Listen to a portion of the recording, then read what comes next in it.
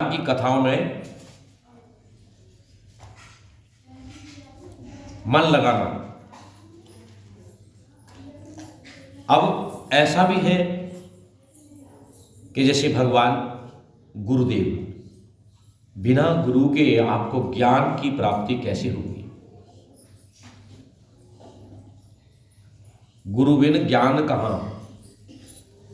तो गुरु की जो है ना प्राप्ति बहुत जरूरी है।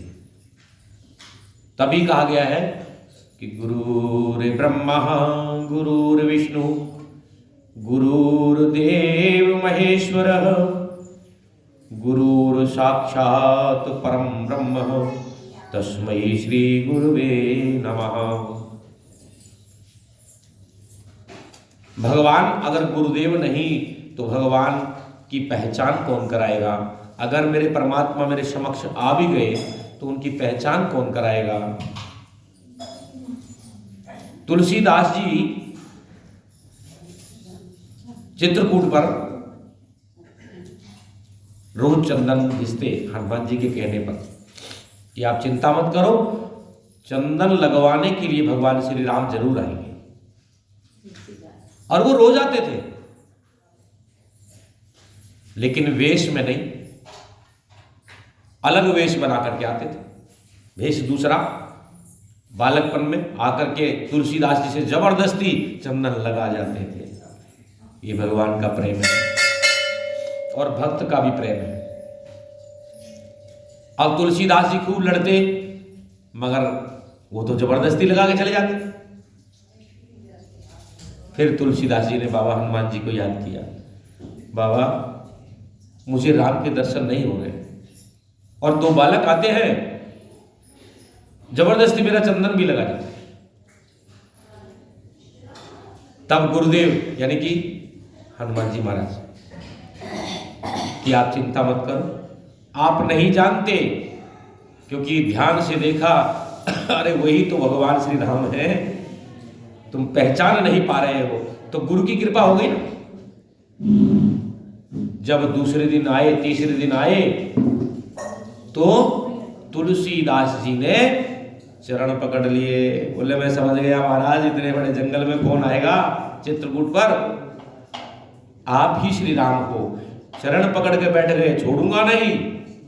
तब भगवान को शंख चक्र गदा पद्म धनुष बाण को साथ में लिए हुए देखिए भगवान श्री राम प्रकट हो गए। यानी कि भक्त की भावना हुई तो प्रकट हुए और गुरु की कृपा हुई। अब यहां भी क्या हुआ कि शुक्राचार्य जी अपने शिष्य को समझा रहे हैं।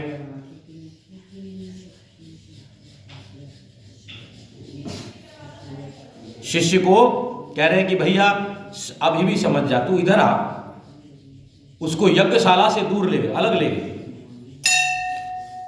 बोले कि मैं देख लिया हूं, ये साक्षात विष्णु है, इनका साक्षात विष्णु अवतार है, ये पावन भगवान तुमको लग रहे हैं छोटे से।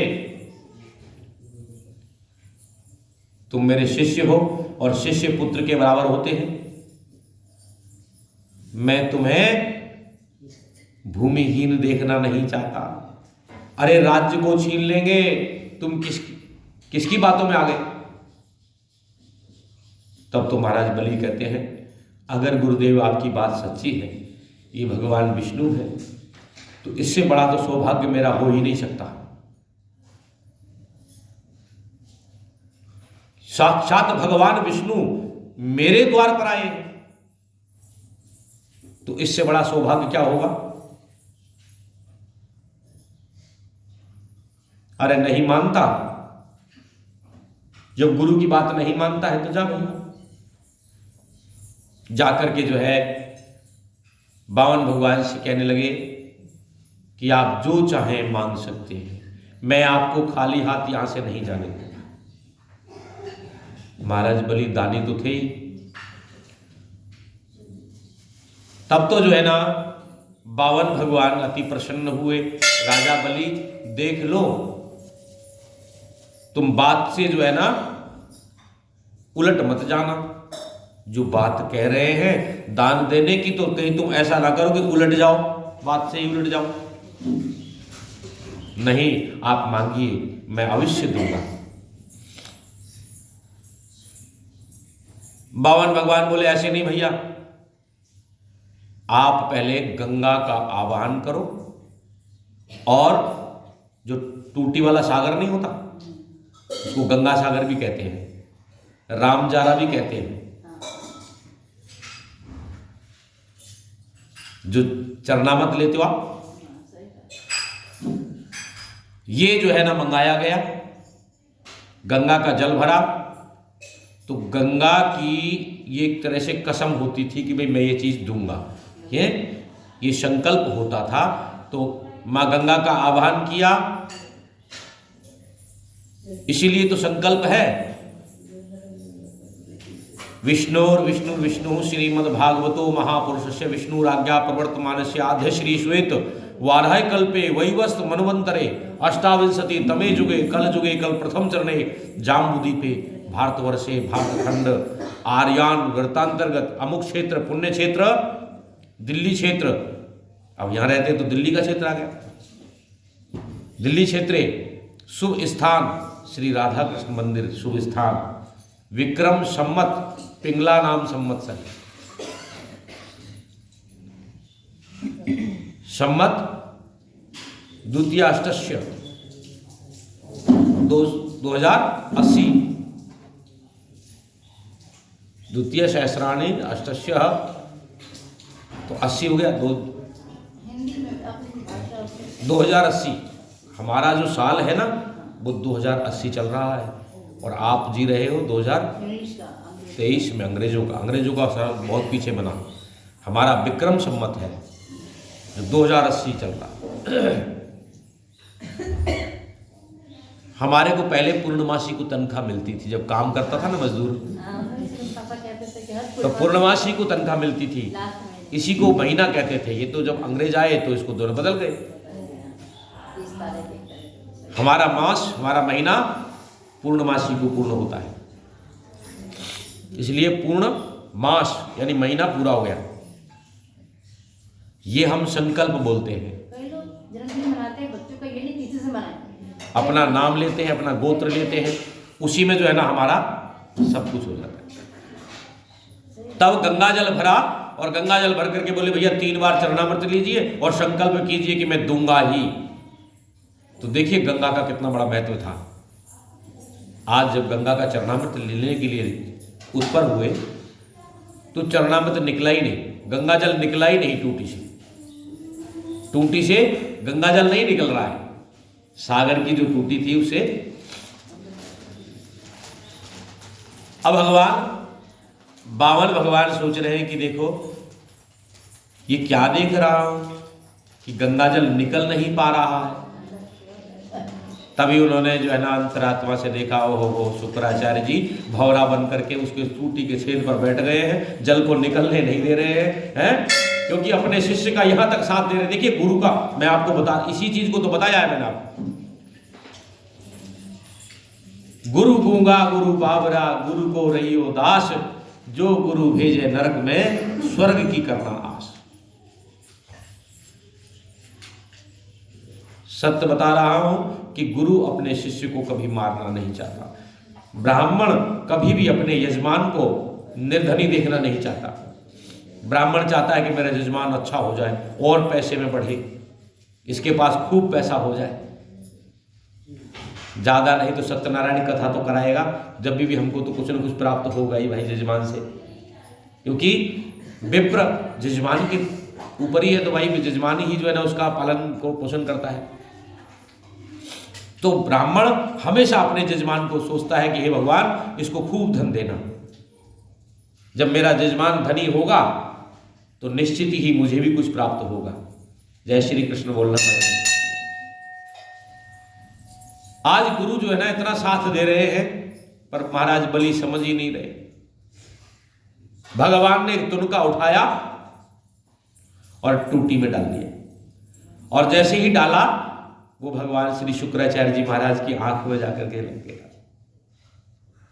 भर से उसमें से निकले और बाहर अपनी जाकर के सिंहासन पर जाकर बैठ गए, गुरु सिंहासन पर। आंख ऐसे दबाई हुई है। 52 भगवान चुपचाप से गए उनके पास, बोले कि प्रभु अभी आप ठीक थे क्या? आंख में कुछ पड़ गया क्या? जय श्री कृष्ण बोलना पड़ेगा। तो बोले प्रभु आप सब जानने वाले हैं, मैं तो अंत तक मेरे शिष्य का साथ दूंगा, ये तो आप भी जानते हैं कि गुरु गुरु ही होते हैं। गुरु अपने शिष्य को कभी भी दुर्व्यवहार नहीं करते, और जो अपने शिष्य के साथ दुर्व्यवहार करता है वह गुरु भी नरक जाकर के पड़ता है। जो शिष्य अपने गुरु के साथ दुर्व्यवहार करता है वो शिष्य भी नरक में पड़ता है। क्योंकि कभी भी छल से गुरु मत बनाना, कपट से गुरु मत बनाना, गुरु को दिल से बनाना, मन से गुरु, मैंने गुरु मान लिया और गुरु बनाया है। वहां से गुरु दक्षिणा आपको मिली। गुरु दक्षिणा में क्या मिला? मंत्र, भगवान के जाने का रास्ता, भगवान को तक पहुंचने का रास्ता, ये गुरु से मिला। और गुरु को क्या मिला? शिष्य अगर अच्छे कर्म पे चल पड़ा तो छठवां भाग गुरु जी को मिल गया। जय श्री कृष्ण बोलना पड़ेगा। तो बोले कि आपकी बात तो फिर भी नहीं मानी। अब नहीं मानी तो कष्ट पाएगा, इसीलिए कहते हैं कि गुरु की बात को ना माना। तब बामन भगवान कहने लगे महाराज आपने बोला था मुझे जो मांगोगे दूंगा। अब तो आपने गंगा का चरणामृत भी लिया है, गंगा का आह्वान भी किया है, गंगा का जो है ना सौगंध भी लिया है कि बोले प्रभु मैं अपनी बात से उलटने वाला नहीं हूं, आप मांगिए। तब भगवान कहने लगे कि भाई मुझे कुछ नहीं चाहिए, मुझे 3 पग पृथ्वी चाहिए। अब हंस गए बलि महाराज, हंसने लगे, क्योंकि वो बामन भगवान तो छोटे से थे, धोती कुर्ते में छोटे से भगवान को देख करके बामन बलि प्रभु हंसने लगे और कहने लगे महाराज अभी भी अपनी बात से लौट जाओ, कुछ और मांग लो, मेरे पास कमी नहीं है, 3 लोकों में मेरा ही राज है। आप 3 पग नापोगे तो ये तो यही, कुछ नहीं, आप और मांगो, कुछ और मांगो। महाराज शुक्राचार्य जी गद्दी पर बैठे बैठे वहीं से कह रहे हैं देखे तो देख, 3 पग पृथ्वी देखे तो देख, जो मांग रहा है उसको देखे तो देख ले, पता चल जाएगा। ऐसा बात जो है ना मन में तो शुक्राचार्य जी सोच रहे हैं, इधर महाराज बलि कह रहे हैं कि प्रभु आप कुछ और मांग लीजिए, मैं वो भी दे दूंगा। बोले महाराज बलि आप अपनी बात से मुकरना चाहते हैं, लौटना चाहते हैं, मैं आपको, मैंने जो मांगा है ना मुझे वही चाहिए, अगर आपकी क्षमता है दीजिए, नहीं तो फिर हम चलते हैं। बलि बोले महाराज मैं तो ये कह रहा हूं कि 3 पग पृथ्वी के बाद में भी कुछ नहीं, पहले दे दीजिए, 3 पग पृथ्वी मुझे दे दीजिए पहले। महाराज बलि बामन भगवान की जिद को देख करके बोले कि नहीं मानते तो कोई बात नहीं, 3 पग ले लीजिए, जहां तेरे यहां तक मेरा ही है सब कुछ राज्य, जहां तक आप नजर डालोगे वहां तक मेरा ही राज है। महाराज बामन भगवान को समझ नहीं पाए। भगवान विष्णु भक्तों के प्रेमी हैं और वो अपने भक्तों के लिए कुछ भी कर सकते हैं। मैं आपको बता रहा हूं, चाहे उनको जैसा भी अवतार लेना पड़े, अवतार में ला करके भक्तों की रक्षा करते हैं, इसमें कोई शक नहीं है। वो अपने भक्त को कभी दर्द देना नहीं चाहता। माता और पिता दोनों का दर्जा वो भक्त को देते हैं, लेकिन जब भक्त ज्यादा भटक जाता है तो कष्ट देते हैं और स्वयं भी दुखी होते हैं। क्यों? कि मेरा बनाया हुआ जीव कष्ट पा रहा है। क्यों पा रहा है? कर्मों के अनुसार।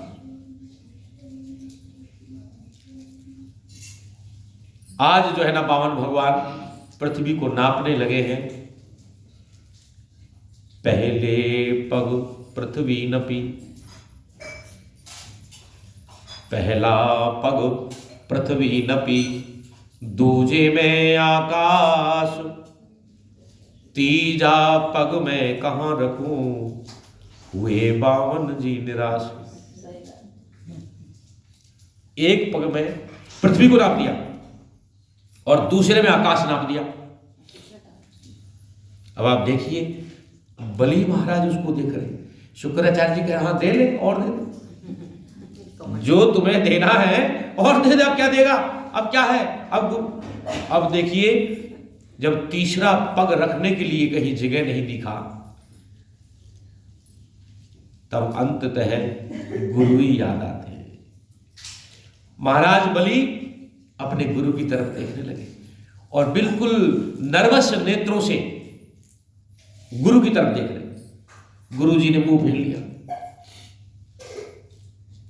वो बार बार गुरु की तरफ देख रहे हैं और गुरु जी मुंह फेर लेते। बोले तेरे को बहुत मना किया ना मैंने, तुम माने नहीं। और नहीं मानने का कारण है कि अब दीजिए प्रभु, ये तो सब नप गया। जो मेरा राज्य था वो तो खत्म हो गया। अब मैं तीसरा पग कहां दूं? और देना मेरा कर्म है। मैंने संकल्प लिया है, गंगा का संकल्प लिया है, मुझे देना अवश्य है। अब मैं क्या करूं? गुरु ही कोई रास्ता निकाल सकता है। अरे शिष्य ने गलती की तो क्या हुआ? हे गुरुदेव, कोई रास्ता निकाल। फिर दयामयी दृष्टि से देखे। बोले अब कुछ नहीं बचा। तो शुक्राचार्य जी ने इशारा कर दिया।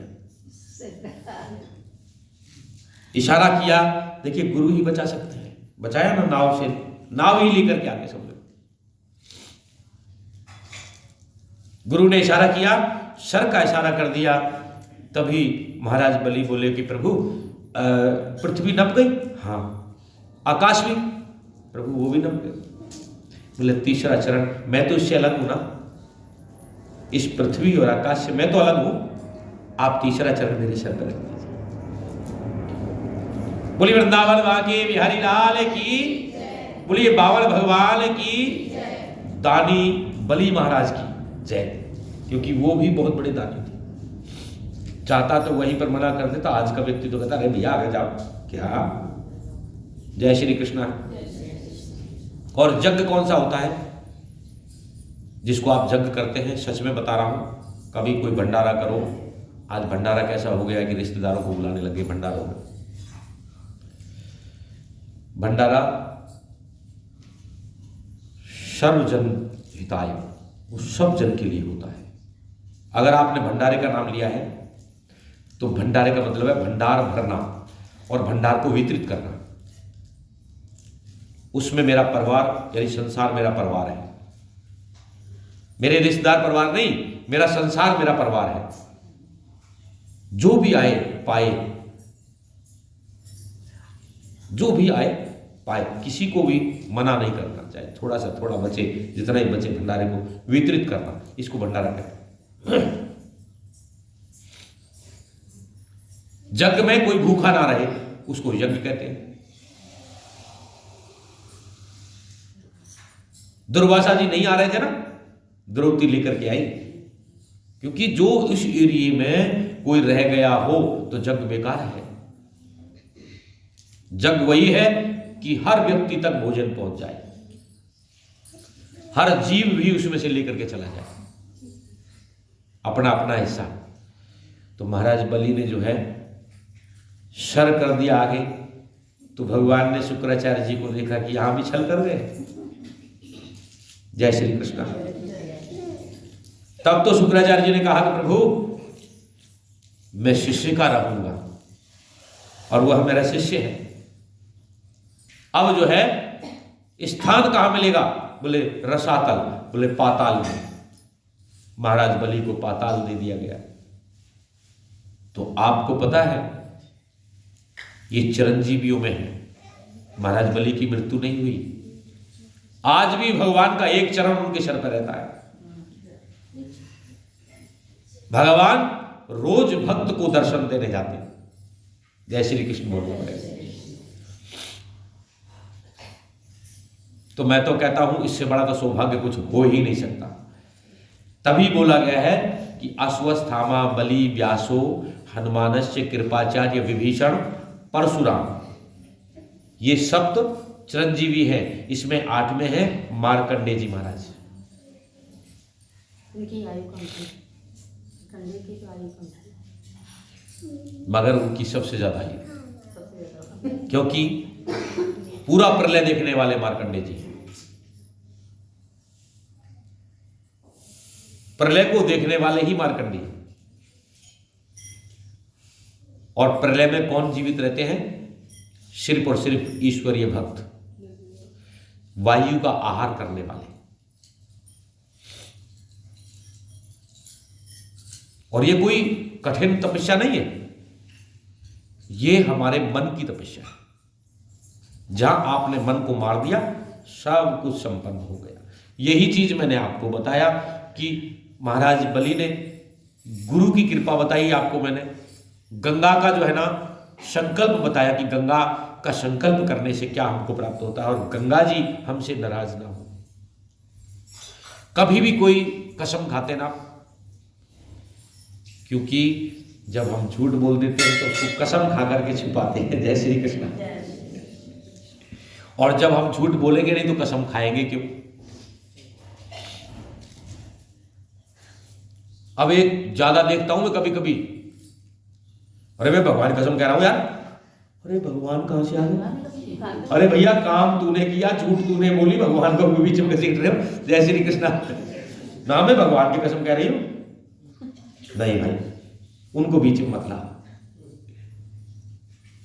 अगर सत्य तुमने बोला है तो कसम खाने की आवश्यकता ही नहीं। माने मत माने भैया, ये सत्य है। इसलिए जितना हमसे हो सके उसको हम सत्य बोल रहे हैं। आज महाराज बलि के पास में जो है ना रोज भगवान जाते हैं। इसलिए कहता हूं कि मन को अपने मन में रखना चाहिए, मन को कंट्रोल रखना चाहिए, आत्मा की बात को सुनना चाहिए। आत्मा परमात्मा से विलीन होती है, ये सत्य बात बता रहा हूं। रोज भगवान का दर्शन करती है। जो आपके अंदर जीव बैठा हुआ है वही ईश्वर है। ईश्वर अंश जीव अविनाशी, वह ईश्वर का वास है। बाबा जी जा रहे हैं, बड़े संत, बड़े सुंदर संत थे, अच्छे संत, निकल के जा रहे। माता एक जो है ना घर में बढ़िया कढ़ी बना रही, बेसन वाली है, दही वही डाल के बढ़िया सी कढ़ी बन रही। महाराज जी को कढ़ी नजर आई, जबकि इतने अच्छे संत कभी किसी के यहाँ कभी बोलते ही नहीं थे। लेकिन उस कढ़ी को निकल गए आगे, खुशबू ले लिया, देख लिया कढ़ी पक रही है, आगे निकल गए। नहीं नहीं छोड़ो। अरे भैया ना, मन इतना प्रबल हो गया 20 कदम आगे निकल गए, फिर भी वापिस आए। आकर के बोले कि माता को कैसे बोलूं, पता नहीं उसने अपने परिवार के लिए बनाई है, ज्यादा है या नहीं है भगवान जाने। नहीं मानना नहीं, चलो फिर एक बार कर लिया, चलो फिर मन ताकतवर हो, फिर वापिस आकर के अब जीव का स्वाद और मन प्रबल हो गया।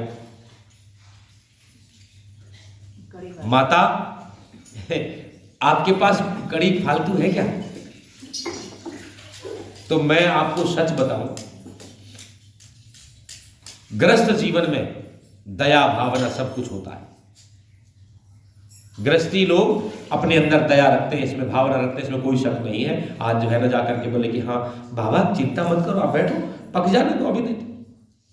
पकने तक इंतजार किया। अब माता ने उनके कमंडल में 2 चम्मच कढ़ी डाल दी। कढ़ी डाल दी, बाबा बड़े खुश हुए, चलो मन की पूरी हो गई। बाबा थोड़ी दूर गए, जाकर के उस कढ़ी को खाने लगे। कढ़ी इतनी स्वाद थी कि बाबा बोले कि भैया अब तो नहीं देगी वो, भाई 2 ही चम्मच डाला है, ये दोबारा तो नहीं देगी माता, लेकिन क्या करूं, नहीं दे, कोई बात नहीं। ऐसे मन को समझा रहे हैं, लेकिन नहीं माना मन, जीभा नहीं मानी, जीभा उसके स्वाद में इतनी फंस गई कि फिर वो बाबा जाकर के वहीं टहलने लगे। माता बोली बाबा क्या बात है, आप तो अभी लेके, नहीं नहीं कोई नहीं, अभी थोड़ी फालतू है क्या?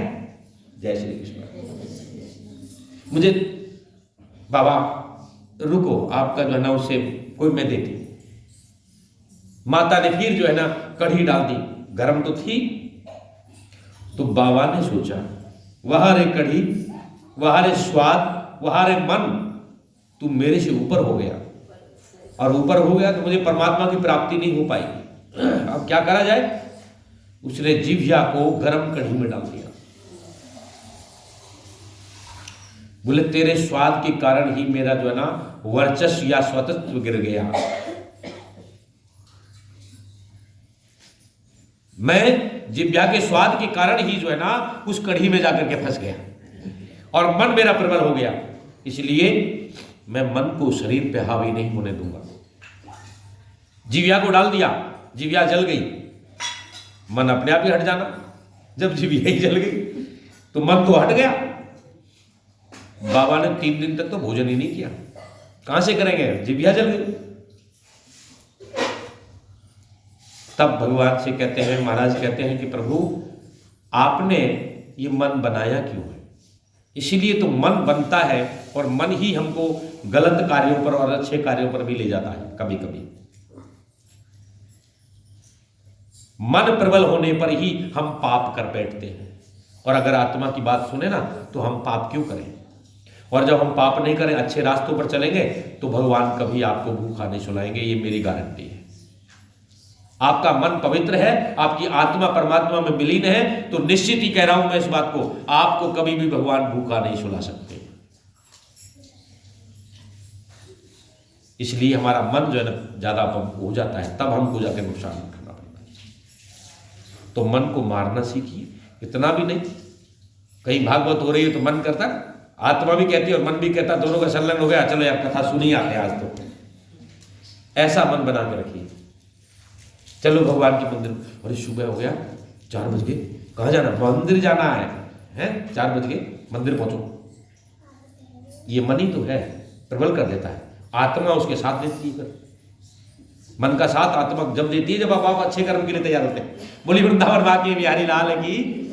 तो कभी भी आपने कोई दान किया है तो बता रहा हूं आपको मैं, कहते हैं कि राम नाम के कारण सब धन दीना खोए, मूर्ख जाने गम गयो, धन दिन दिन दूना हो।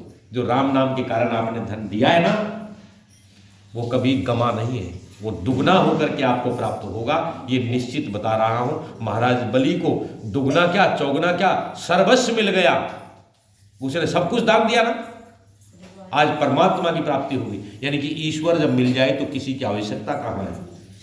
बोली वृंदावन मां की बिहारी लाल की। श्रीमन नारायण नारायण नारायण भजमन नारायण यण नारायण श्रीमन नारायण नारायण श्रीमन नारायण नारायण यण भजमन नारायण नारायण नारायण भजमन नारायण श्रीमन नारायण नारायण।